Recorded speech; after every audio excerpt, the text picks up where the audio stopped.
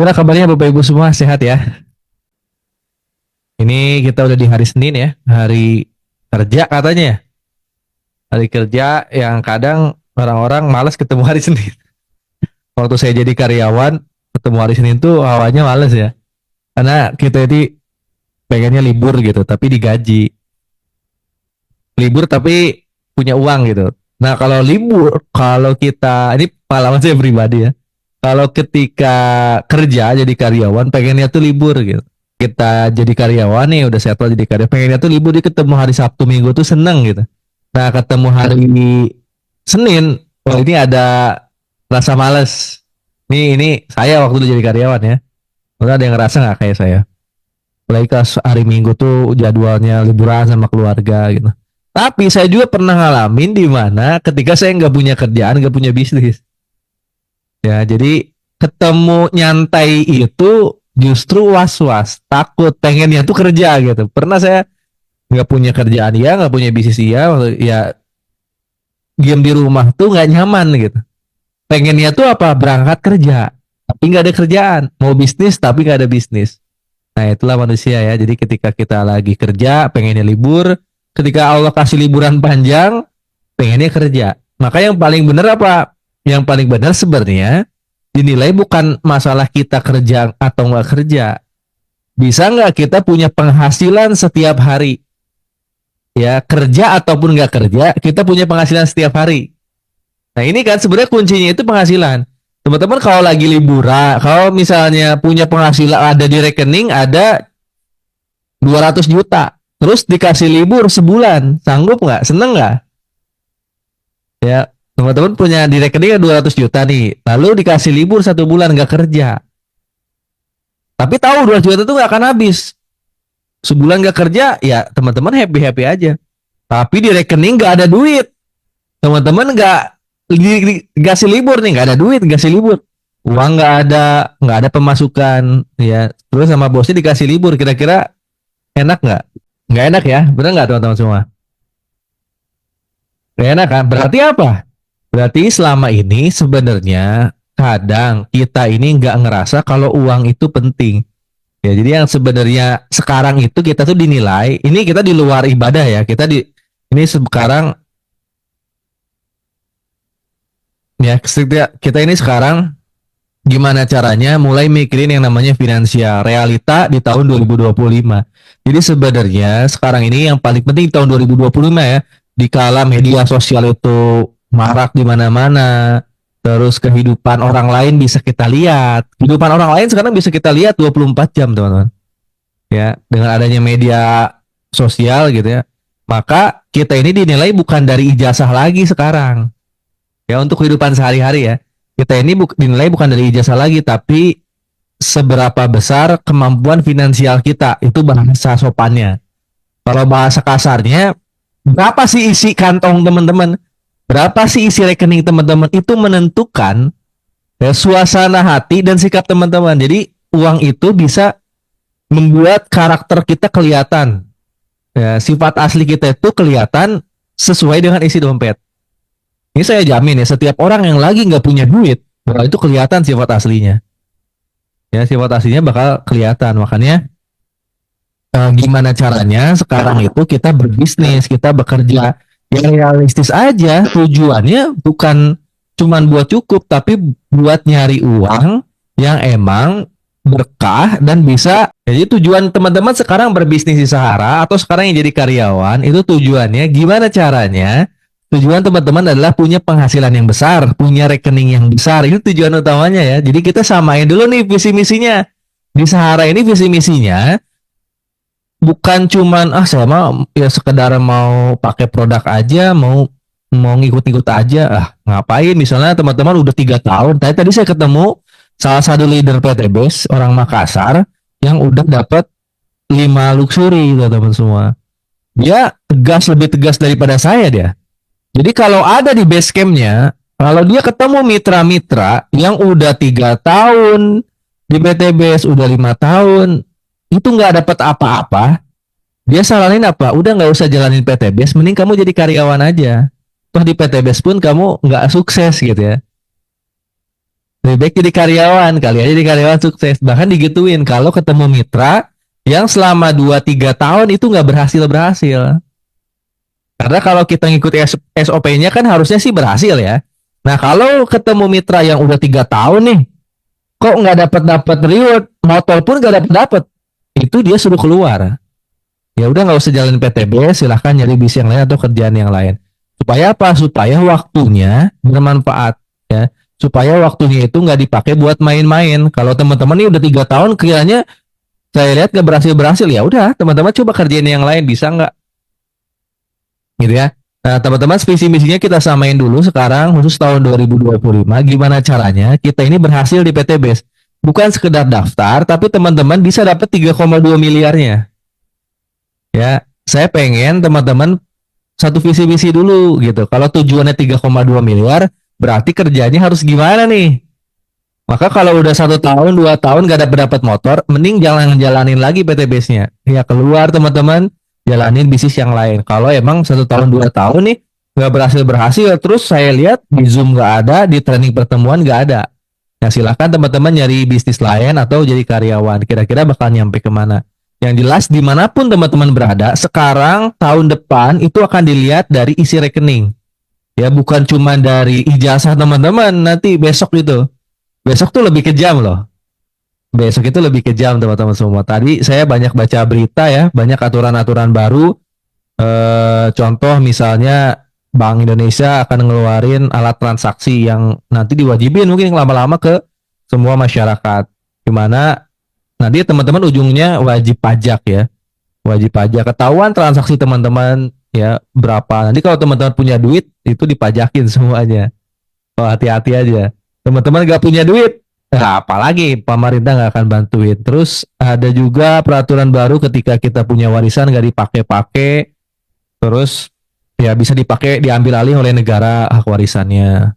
Terus kalau misalnya ada uang di ATM di rekening teman-teman ya udah lebih dari beberapa tahun ngandek gitu ya, atau teman-teman nggak pakai rekeningnya udah 1 tahun, tahu-tahu ada uang masuk, nah itu bisa dibekukan uangnya. Yang boleh itu ATM yang dipakai transaksi. Ya kalau emang tahu-tahu ada uang besar padahal ATM-nya mati ya itu bisa. Nah, makanya di PTBS ini kan kita ada komisi harian, mingguan, bulanan ya. Teman-teman juga nanti akan punya penghasilan yang besar. Ya sekali lagi besok itu akan lebih berat teman-teman. Kita ini akan dipaksa untuk selain buat menghidupi keluarga di tengah inflasi yang udah di atas 15% setahun ya inflasi kita. Bahkan saya lihat berita ya, bahkan BPS kita ini sebenarnya mencatat kemiskinan itu salah. Ya, angka kemiskinan di Indonesia kata ya pada statistik dari versi BPS, angka kemiskinan di Indonesia tuh menurun katanya. Ya, jadi cuma 8,6% dari setiap warga Indonesia itu yang miskin cuma 8,6%. Kira-kira bener nggak? Kira-kira bener nggak nih data BPS? BPS ini nyebut dari semua penduduk masyarakat Indonesia cuma 8% yang miskinnya. Bahkan Pak Prabowo sendiri bilang, wah kita kemiskinannya menurun. Bener nggak teman-teman? Bener nggak kemiskinannya menurun? Kira-kira kalau teman-teman lihat kiri kanan, lihat berita gitu kan, ada nggak orang-orang yang kayanya siapa kira-kira? Ya BPS bilang gitu. Saya juga penasaran kok bilangnya angka kemiskinan menurun. Sementara dari versi World Bank, ya dari sisi World Bank, jadi kalau yang ngeceknya bukan BPS nih ya, World Bank, itu masyarakat Indonesia yang miskinnya itu berapa coba? Masyarakat Indonesia yang miskinnya berapa tahun 2025 ya? Ini tahun 2025 nih terbaru. Menurut BPS yang miskin di Indonesia itu cuma 8% dari warga Indonesia keseluruhan. Tapi menurut World Bank, ya menurut BPS itu udah diakui sama Pak Presiden gitu ya. Bahkan Pak Presiden ngomong kemiskinan kita menurun gitu. Ya cuman saya nggak ngelihat seperti itu di masyarakat. Apalagi saya setiap hari berpromosi gitu. Setiap hari promosi, setiap hari datang banyak mitra, calon mitra masuk gitu. Alasannya semua sama, nggak punya masalah hutang, nggak punya duit gitu kan. Ternyata menurut versi World Bank, bener tuh ya, kita ini angka kemiskinannya 61,8%. Kenapa ada perbedaan statistik coba? Kenapa ada perbedaan statistik dari BPS sama World Bank? Menurut BPS yang miskinnya 8%, menurut World Bank masyarakat Indonesia itu 61% miskin. Berarti kan yang kaya bukan yang kaya ya. Mungkin yang nggak miskinnya 39% yang nggak miskin, yang kayanya cuma 0,000 sekian persen. Dan kebaca siapa yang kaya bisa kelihatan sama kita. Kenapa bisa ada perbedaan perhitungan? Ternyata BPS itu menilai orang miskin ketika penghasilannya kurang dari 595.000 sebulan. Jadi kalau teman-teman penghasilannya di bawah 500.000 berarti miskin, tapi di atas 500.000 berarti nggak miskin. Nah pertanyaan saya, kira-kira 500.000 sebulan cukup nggak? Ada nggak di sini yang bisa sanggup hidup 500.000 sebulan? Ini di tahun 2025, kira-kira siapa? Kalau ada, coba kita sharing. Kira-kira teman-teman gimana cara mengatur keuangannya? Berarti keren itu kalau ada 500.000 sanggup sebulan ya. Ada nggak yang 500.000 sanggup sebulan? Nah, coba sharing-sharing dulu tuh. Ada yang 500.000 sanggup sebulan teman-teman? Di sini kali aja Kang, saya mah di Jogja. Saya mah sebulan sama istri paling juga cuma habis 400.000, 100.000-nya bisa buat nabung. Kali di satu daerah gitu ya. Ada yang cukup 500.000 sebulan? Wah, nggak sanggup semua ya. Terus kenapa BPS ngitungnya di atas 500.000 berarti nggak miskin ya? Padahal 500.000 itu kalau kita makan, coba kita mulai hitung-hitung ya teman-teman ya. Nih. Ini kita sharing-sharing ya. Kalau ngantuk mulai bikin kopi. Nanti kita kasih informasi terbaru ya buat di akhir ya. Memang kita sharing-sharing dulu nih. Kita buka mindset dulu biar teman-teman semua sadar loh betapa pentingnya kita ini punya uang yang banyak. Coba ada yang pernah ngitung nggak gimana caranya kok 500.000 itu nggak bukan orang miskin gitu. Kita punya penghasilan di atas 500.000 itu nggak miskin. Menurut saya 1 juta aja udah miskin gitu. Ya 1 juta. Emang nggak 1 juta miskin? Iya sebulan 1 juta kalau teman-teman udah nikah itu miskin. Kalau teman-teman nggak ngerasa miskin berarti teman-teman orang yang udah miskin sombong gitu. Ini bahaya loh. Yang rentan sombong itu sebenarnya orang miskin. Bukan orang kaya. Orang kaya mah sombong wajar. Ini ada orang miskin sombong itu benar-benar aneh itu. Ya benar-benar gila gitu. Ada orang miskin ya disebut dia udah miskin tapi nggak mau disebut miskin. Dia selalu sombong, wah saya mah apa hidup alhamdulillah cukup gitu. Padahal mah dia sehari-hari punya utang. Nah itu miskin yang sombong. Jadi ngerasa dia dirinya cukup. Jadi dia pakai pakaian yang ada. Padahal utang semua. Disuruh belajar nggak mau gitu.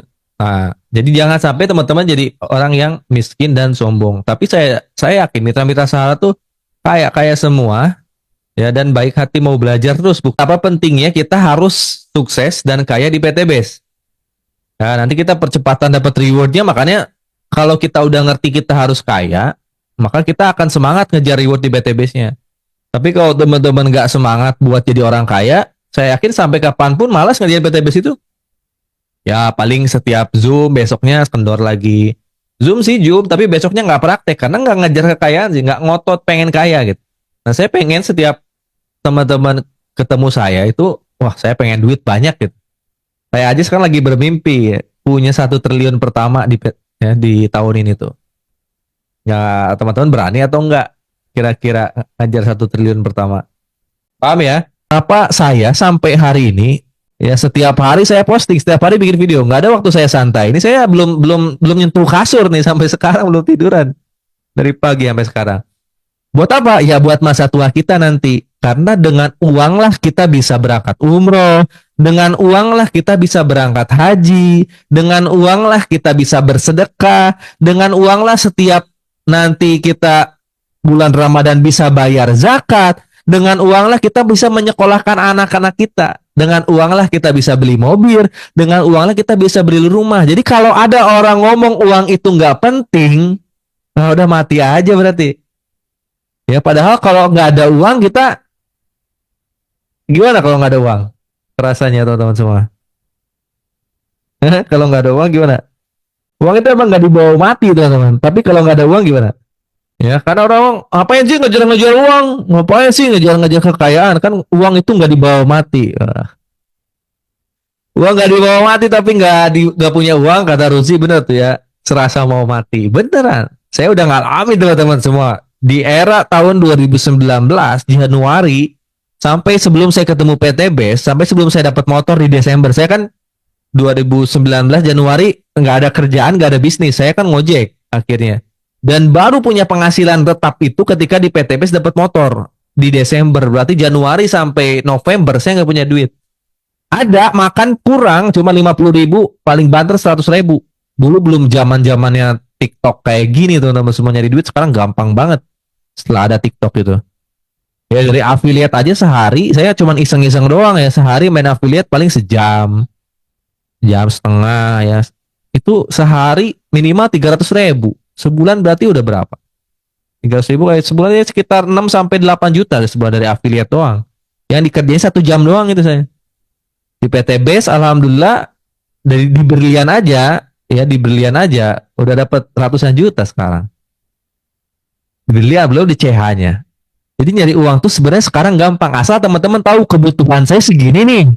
Ini kebutuhan sehari-hari saya segini. Dan kebutuhan saya mak sampai tua tuh segini. Tadi yang hitungan saya seharinya segitu, masa tua teman-teman segitu. Nah kalau teman kebutuhannya tahu, wah harus segini. Berarti kan kerja keras kita harus ngikutin itu. Nah kalau kita udah tahu, maka nanti kita akan nyari tahu caranya supaya bisa nyari duit. Ternyata nyari duit itu gampang kalau teman-teman tahu kebutuhannya dan totalitas mau ngejar duitnya.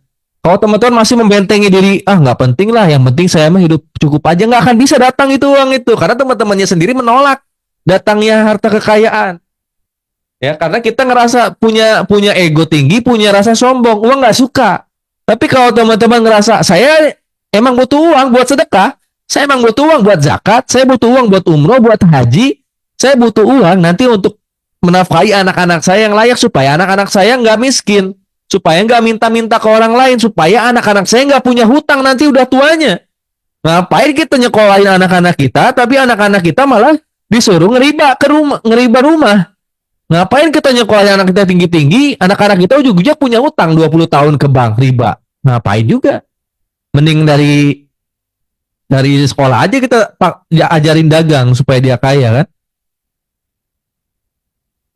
Nah ketika teman-teman ngerasa oh iya ya saya ini sebenarnya miskin nih, maka saya nggak mau sombong, saya harus belajar, saya harus kerja tiap hari supaya apa, masa tua saya kaya. Ketika kita bisa punya uang banyak, kita bisa beli waktu, ya kita bisa beli waktu anak kita beli. Anak kita kenapa nggak bisa nemenin kita? Karena butuh duit, saya kasih uangnya nemenin saya gitu. Nah ini yang membuat saya melihat PTBS ini adalah cara termudah teman-teman cepat menjadi kaya. Kenapa? Karena ada marketing plan-nya. Kalau kita kerjain sungguh-sungguh, itu insya Allah kita bisa dapat minimal 3,2 miliar dengan cepat.